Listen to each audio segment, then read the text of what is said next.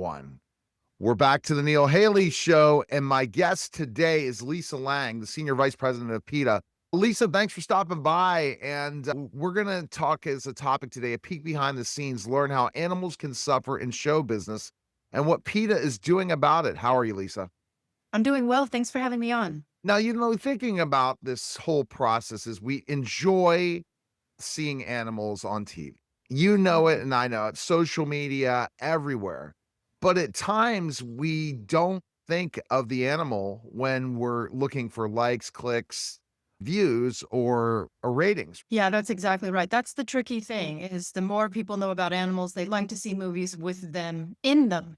But what a lot of folks don't know is that even if abuse doesn't take place on set, because there are a lot of eyes on set, there are best whistleblowers, as a matter of fact, it's how are they kept and housed and how are they trained before they're put on set? Remember that when you're filming a television show or a movie, the actors and the crew, they know what's expected of them. They're expected to be on their mark any given time and do it in as few takes as possible. But animals don't understand this. Doesn't even matter how well trained they are, if it's dog, cat, horse, or a monkey.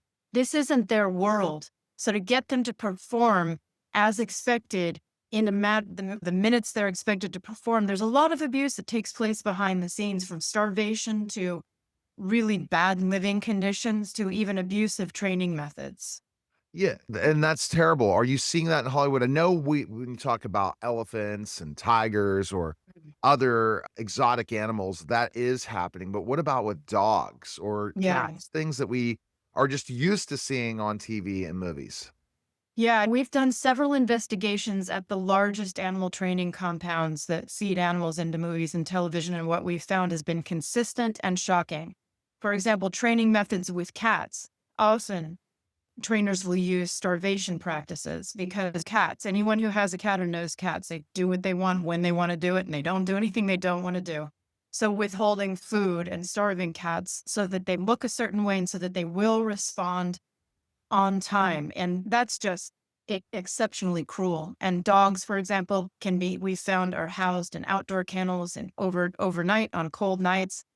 And abusive training methods are often used, again, because time is money on a set. So just because it's a companion animal doesn't mean that the animal is well treated. But what we are starting to see is there's a trend where showrunners and filmmakers are bringing their own companion animals into it, or another crew member, or an actor. Bridget Everett from Somebody Somewhere, she used her own dogs. So did Robert De Niro in his most recent movie, The Alto Nights. Those were his dogs, which goes a lot further because those dogs know their people. They're more comfortable. Not all dogs would be comfortable on set, but when they are, that's a good alternative. So you're seeing specifically enough, that's why PETA is trying to get involved to help work with people that do train the Mhm. animal for movies and television so that they're not being abused and they're treated humanely. That's the goal. That's right. Working mainly with filmmakers and showrunners because the trainers don't really want to hear from us. Okay. But the other thing too is the increase in the use of CGI, computer generated imagery. Think about Superman. James Gunn used his adopted dog Ozu as the model for Crypto the super dog. That dog in the opening of the film and throughout the film is 100% computer generated based on his own dog. And you would never know it. It is so realistic today because they've come so far. So there's no need to use a real animal in any film anymore. Oh, and how are you gonna get that out there that they don't need to? Whenever we hear about a film or a television program that's being made, we reach out and say, hey, we're here. We're the Animals in Film and Television Division at PETA. We have information on trainers. We also have information on the way to get around using real animals, which includes, again, using your own companion animal if there's a call for a dog or a cat, if they're comfortable. So we're doing a lot of communicating with runners, even production companies. We also talk to costumers, asking them not to use real fur or leather in their costumes. We're talking to production designers about, think about the waste that takes place during the making of films. And you have a dinner scene and there's all this food that's wasted. And if there's meat in it, we're asking them to cheat it, use vegan food instead, because although there's still going to be a waste of food, why kill animals for that scene? So we have huge discussions with studios and directors and on from there, and it's going very well. 100%. I think that's fantastic, and it's surprising to know what's happening. So if you have an animal on set all day, how do you deal with that? That's got we know that they sometimes film for 15, 16 Yeah, hours, and there's one shot. How do exactly. animals get out and feel safe and all those things? That's where I guess those animal trainers that they go and source these films make the mistake of them once they're on set that they don't think of. That's gotta be a Yeah, long time. that's right. These days, as you say, are very long, 12 to 15 hours. And if you're expecting that as a human actor, it's one thing. But what will often happen is these animals just sit in cages all day. Cats, stacks of cats in cages, waiting for their 1 second that they're on. It's all very confusing. It's not how a companion animal should live. Any of us who have dogs and cats, we do the best for them that we can every day, and they deserve freedom. They deserve to. Cats sleep 18 hours a day. So when they're on a bustling, busy, very loud, very bright lights set, it isn't right, and it's often scary for them, especially wild animals. When you think about monkeys, for example, are still being used. We don't see chimpanzees as much anymore, but we do see monkeys like Apple did Bad Monkey.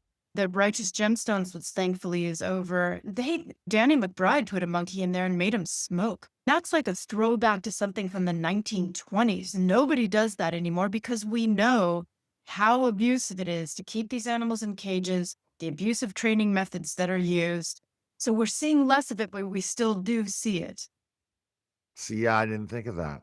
I was thinking it's funny, but really it was terrible how it abused an animal to do that, to show it just because it's a monkey. Let's laugh at it, but let's think about really truly the health of that animal.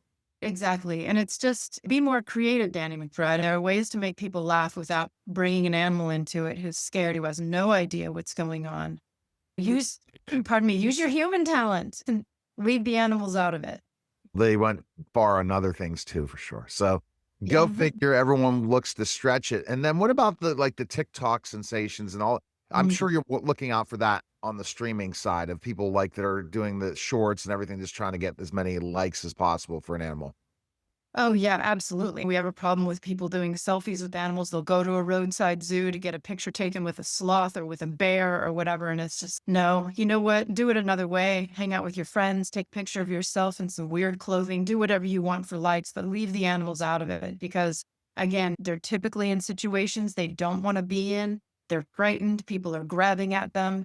And it's not right and it's not fair. Figure out a better way to get your likes. Leave the animals out of it. All right. Best place people can find information on PETA. Where can they go? Go to PETA.org or follow us on Instagram or Facebook. All right. Thanks again. Appreciate it. You're Thank listening and you. watching The Neil Haley Show, and we'll be back in just